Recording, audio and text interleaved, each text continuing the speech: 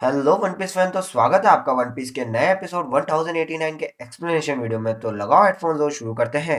Episode की शुरुआत thousand Sunny से होती है, जहां जिम्बे हंसते हुए कहता है कि अब जब मैं इस जहाज का हिस्सा हूं तो अब ये किसी और का मामला नहीं है, मैं खुद आया था इस कप्तान का साथ देने। वहीं पर चॉपर बहुत खुश होते हुए लूफी से कहता है कि मुझे बहुत पसंद आया, मुझे तुम्हारा सपना बहुत पसंद आया।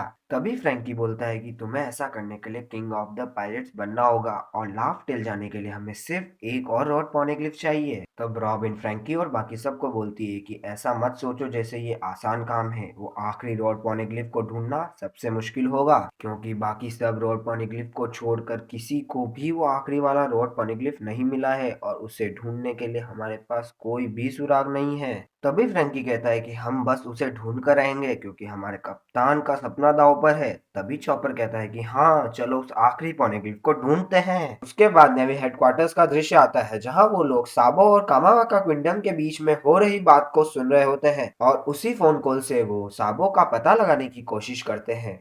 उसके बाद बिग न्यूज मॉर्गन के जहाज का दृश्य आता है, जहां मॉर्गन्स कहता है कि दुनिया बहुत जल्दी बदल रही है। मानो देश में कुछ वर्स्ट जनरेशन वालों ने एक साथ होकर बदनाम काइडो और बिग मॉम को हरा दिया है। उसी के कारण 4 नए समुद्र के एम्परर्स आ गए हैं और उसी के साथ 7 वॉरलॉर्ड्स के पद हटने से क्रॉस गाइड का निर्माण हुआ है। और फिर नेवी ने अमेज़न लिली पर हमला कर दिया, लेकिन वहां ब्लैक बियर्ड भी आ गया और उन सबसे ऊपर रिवोल्यूशनरी आर्मी ने सेलेस्टियल ड्रैगन पर युद्ध का ऐलान कर दिया है और उनके चीफ ऑफ द स्टाफ साबो ने एलाबास्टा के राजा कोबरा को मार डाला है और साथ ही में राजकुमारी विवी वहां से गायब हो चुकी है। अब इस समुद्र में और क्या होगा, चलो दिखाओ वो आगे आने वाला मनोरंजन। उसके बाद सेक्रेड मरीजवा के पैंजिया कैसल का दृश्य आता है, जहां पांचों एल्डर्स मौजूद होते हैं, जहां उनको पता लगता है कि साबो लुलुसिया साम्राज्य में है। ये उन देशों में से एक देश है जहां रेवरी के बाद एक साथ 8 नेशन रिवॉल्यूशन हुआ था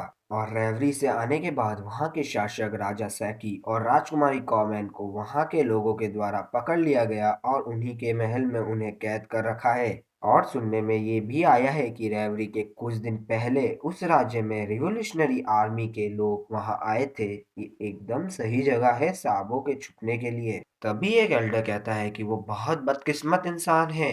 तब दूसरा एल्डर बोलता है कि नहीं, ये उसका भाग्य है। उसके बाद कामावाका क्विंडम का दृश्य आता है, जहां साबो की आवाज सुनकर सभी लोग खुश हो जाते हैं। उसके बाद साबो बोलता है कि मुझे लगता है कि सबने आज का अखबार पढ़ लिया होगा, ड्रैगन सान राजा कोबरा को मैंने नहीं मारा है। ये बात सुनकर सभी लोग और ज्यादा खुश हो जाते हैं। तब साबो घबराते हुए कहता है कि मैंने मरीजवा में कुछ अविश्वसनीय सा दृश्य देखा है। दूसरी तरफ अचानक से लुलुसिया राज्य के ऊपर घने काले बादल आ जाते हैं, जो उस जगह को पूरी तरह घेर लेते हैं। देखते ही देखते पूरी जगह अंधेरा छा जाता है। उसके बाद पता लगता है कि वो काले बादल इन्मू की वजह से वहां आए हैं। दूसरी तरफ साबो बताता है कि पेंजिया कैसल, जहां रेवरी होती है, वहां के खाली सिंहासन पर कोई भी नहीं बैठता है, क्योंकि दुनिया का कोई भी राजा नहीं है। लेकिन तभी अचानक से उन बादलों में से कई लाल रंग की किरणें गिरने लगती है और उस जगह को तबाह करने लगती है। और देखते ही देखते लुलुसिया राज्य पूरी तरह से तबाह हो जाता है और उस जगह एक बहुत बड़ा गड्ढा बन जाता है। फिर कुछ दिनों बाद का दृश्य आता है, जहाँ थाउजेंड सनी एक बहुत बड़े तूफान में होती है।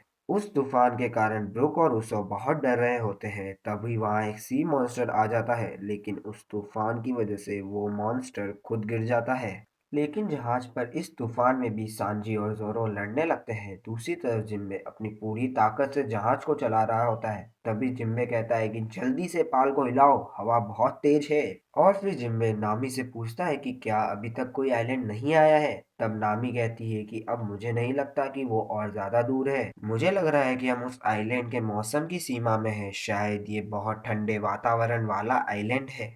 फिर बताते हैं कि रॉबिन जहाज के अंदर बैठकर कुछ पढ़ रही होती है। तब चॉपर कहता है कि देखने से ऐसा लगता है कि वो सब मुश्किल में है, इसलिए मैं उनकी मदद करने जा रहा हूँ। तब रॉबिन कहती है कि तुम बहुत अच्छे लग रहे हो। तब चॉपर बोलता है कि जो बुनी हुई टोपी मुझे ओटामा ने दी है, उसकी वजह से बर्फ मेरा कुछ भी नहीं बिगाड़ सकती है। लेकिन बाहर की तरफ लूफी को कुछ दिखाई देता है और वो नामी को बुलाता है। और जैसे ही नामी उसे देखती है, वो चौंक जाती है, क्योंकि उसे पानी के ऊपर एक बहुत बड़ा पानी का गर्म भंवर दिखाई देता है।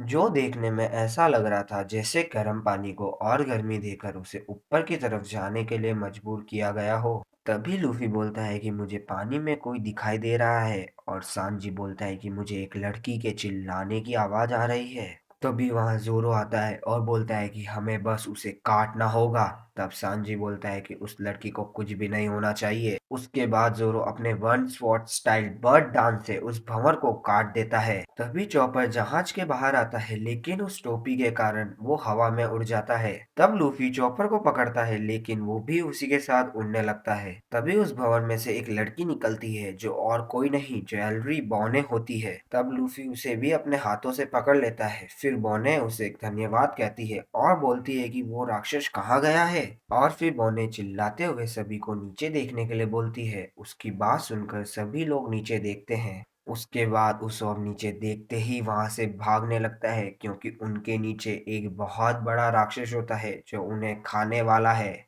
उसी के साथ ही एपिसोड की समाप्ति होती है। और अगर आपको ये एक्सप्लेनेशन वीडियो अच्छी लगे तो लाइक करना, शेयर करना और चैनल को सब्सक्राइब जरूर करना। धन्यवाद।